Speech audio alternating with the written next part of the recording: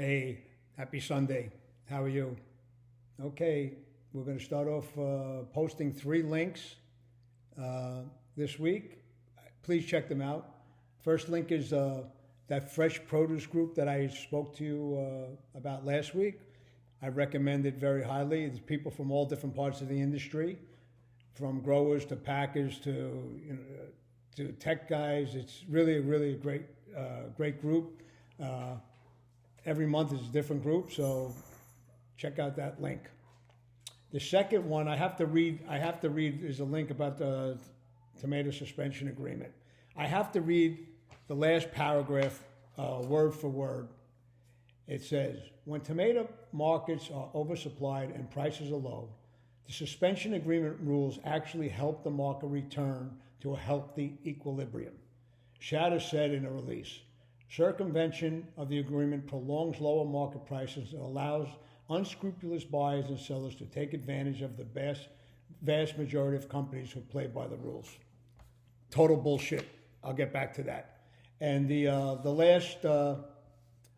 last link is Albertsons, 243% digital increase in sales, 17% year to date revenue increase. As I said last week, retailers knocking it out of the park on much higher consumption, higher prices. That again, well, I'm not against capitalism, but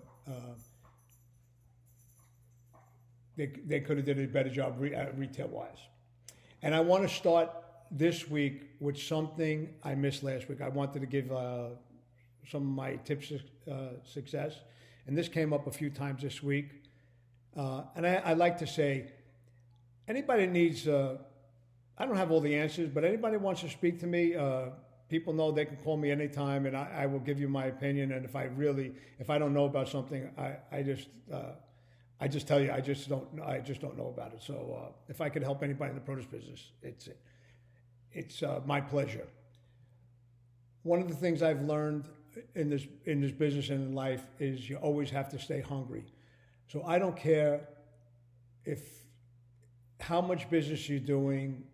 You think it's great. You always have to stay hungry, and always try to do more business. Why? Because I find that through no fault of your own, things happen.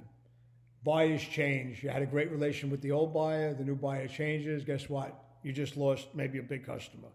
Or somebody says, we want to change suppliers. Or again, there's 100 different reasons why, through no fault of your own, why business changes. And I tell you something, I learned this the hard way. Sat back on my laurels many years ago and said, this is enough. It's not. If you're not adding, you're subtracting. That's my philosophy now. So in that respect, please become a new customer, because I have to be adding and not subtracting. Okay. Getting back to this statement about this statement, that is total BS. Unrealistic, or just because someone says a market has to be X, does not make a market. Supply and demand make a market. And if any of you have learned anything from me, it's always about demand. Lack of supplies will be trumped by lack of demand, guaranteed. I'm sure you guys have seen it time and time again. Stuff is red hot and you can't get paid for it because there is no demand for it. I've seen this happen with avocado. Well, I can remember when Calavo was Calavos are still a big player in the avocado business, but I can remember when everybody just wanted Calavo, and I can remember the price. We're not going to go below $20 or $22. We're not going below $22. Sure enough, they try to hold that $22, and before you know it, 2 weeks later, the market was 10 or 12. Why?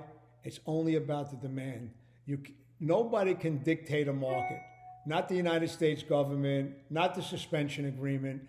And I will say that false prices hurt the market, don't help the market. Let me give you an example. I've seen this happen time and time again, and it seems like Mexican vegetables, it's my forte, so I could give the best examples.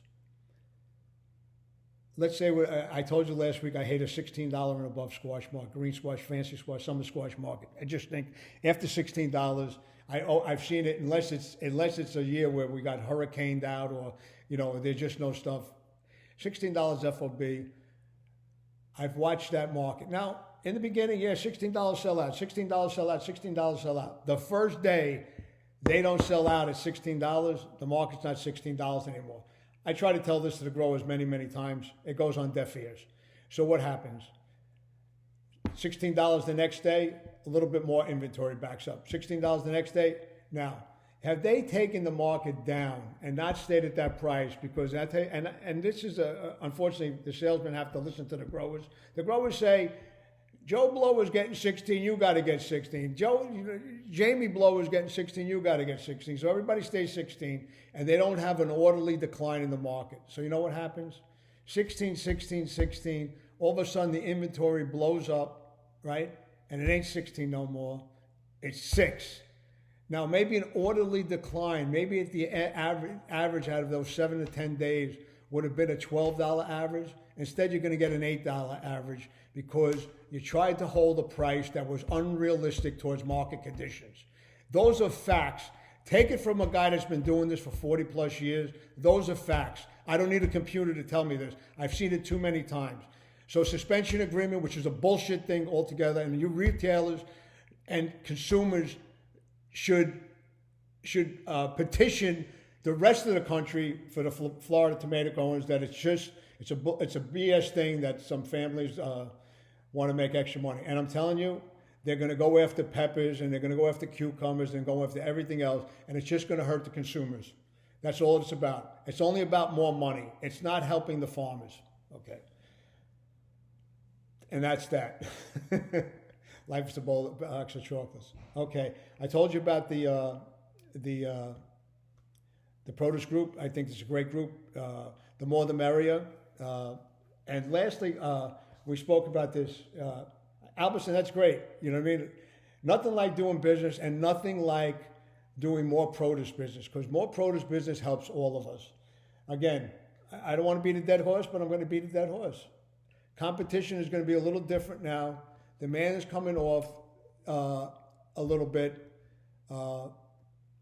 There's still a lot of people out of work, which is definitely going to help on the demand side. If you read one of my articles about produce being a luxury item, it's one of the areas where you got to pay your mortgage, you got to pay your insurance, where people cut down is on the food, and fruits and vegetables are expensive.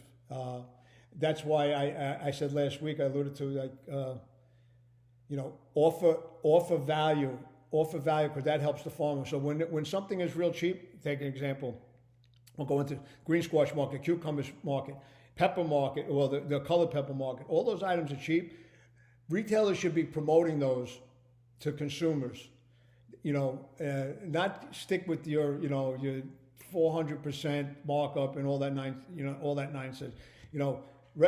Peppers to the East Coast, under $1 a pound. So there's no reason to be $2.99 a pound. Promote it, and you might bring some more customers in the stores that are going to buy a lot of other items that you can make PC. Okay. I am going to put up. I did a posting on Wednesday. I don't know if many of you, a couple of thousand views of it. So I'm sure many of you saw it. But that's just that's getting back to demand again. 5th week of the month coming up. And demand is going to be terrible. It was bad last week. It's going to be worse this week.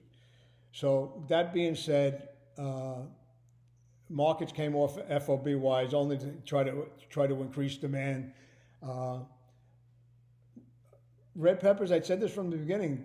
There's not really a big oversupply. Well, there's a lot of 11 pounds this week that's going to drag the market down. But from a supply side, the supply side does not correspond to how cheap this market is, but it's only about demand. The good news is this week we'll be buying for the first of the month. The bad news is people get entrenched in what's happening now and they're not looking into the future. There's better business coming in the beginning of the month, but right now you're in the right now and nothing's moving, but it's going to get better. That's coupled with you're going to have a seasonal decline. We're going to have the seasonal decline of of the Oxnard area, and we're going to go into Coachella. Coachella green peppers will start this week, and red peppers will be a couple of weeks, depending on whether we got cooler temperatures. So the volume is definitely going to drop off, but and prices should, I think, by midweek should start to raise on the FOB level. At the terminal level, I think it's going to be a cheap week. I think the independents that buy from terminal markets are going to do very well and kick the national chains right out of the box, because they're going to promote the stuff that's cheap and with corresponding prices. Cucumber market, same thing. You can buy the best cukes, $10, $8 FOB on supers. So that pretty much makes all the off grades worthless, because if you can buy good supers for $8 to $10, what are you going to pay? What are you going to pay for the off grades? So stick with supers. Great value there. Roma tomato market, again, coming off on bigger volume, terrible demand. The market dropped $4 in a couple of days. There's another market. They kept it in that $20 range, like 3 days, 4 days too much. So they're gonna have to adjust it. Before you know it, this thing will be 10 or 12, because they try to hold it. Perfect example of what I said. Squash, yellow squash is $3, $4. Green squash, $3, $4. They're quoting $5, $6. Again, great promotable item. And take advantage of this is sustainable agriculture. Sustainable agriculture is the farmers being able to grow it next year.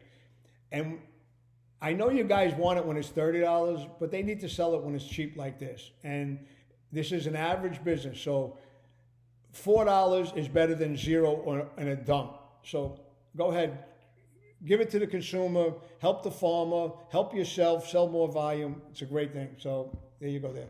We also started with hard squashes out of Mexico.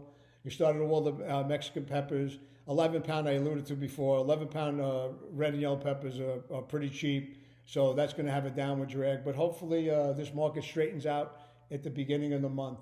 And I think that's...